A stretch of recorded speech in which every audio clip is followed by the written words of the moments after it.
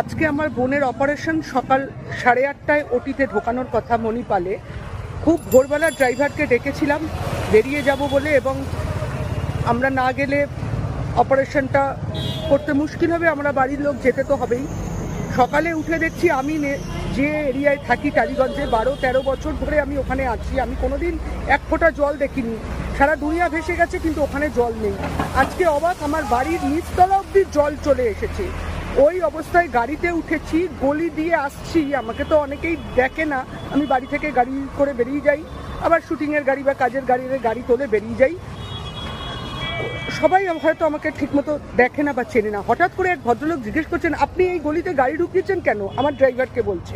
আমি বললাম, এই গলিতে আপনার বাড়ির দুটো বাড়ি ছেড়েই আমার বাড়ি, তাহলে কি আমি বাড়িটা মাথায় তুলে কোথাও নিয়ে যাব? ও না না সরি, আপনি যান। তার ঠিক 2 মিনিট পরেই একটা রিক্সা দাঁড়িয়ে আছে, আর আপনারা জানেন গাড়ির পিক আপটা বেশি না থাকলে অত জল টানতে পারবে না। তারা চিৎকার করে বলছে, এই গাড়িকে এত জোরে যাচ্ছ কেন, জল লাগাচ্ছ কেন? কোনোদিন আমি কিছু বলি না, আজকে বাধ্য হয়ে বললাম, এই তরপাডিংগুলো ড্রাইভারকে না দেখিয়ে বরঞ্চ ওপরওয়ালাকে দেখান, বৃষ্টিকে দেখান, বরুণদেবকে দেখান যে এত বৃষ্টি দিয়েছে কেন। এরকম সিচুয়েশনে যেতে যেতে দেখলাম আমাদের বাড়ির মুখে বেরিয়েই যার কাছ থেকে প্রায় ফল কিনি, কারেন্ট হয়ে সেই ফলওয়ালা এবং একটি কুকুর মরে পড়ে আছে জলের মধ্যে ইলেকট্রিক হয়ে। তার 2 মিনিট বাদেই আমার গাড়ি আটকে গেল। ওই অবস্থায় রিস্ক নিয়ে জল সাঁতরে সাঁতরে কোনো রকমে একটু বেশি ভাড়া দিয়ে অটো করে প্রথমে টালিগঞ্জ, এখন চারু মার্কেটে এসে দাঁড়িয়ে আছি। কোনো ট্যাক্সি যাচ্ছে না, মানুষের মানবতা হারিয়ে যাচ্ছে। আমরা নেতা মন্ত্রী, রাজ্য সরকার, কেন্দ্র সরকারকে দোষ দিয়ে কি করব? আমরা নিজেরাই তো সব থেকে বড় অসভ্য, অমানবিক।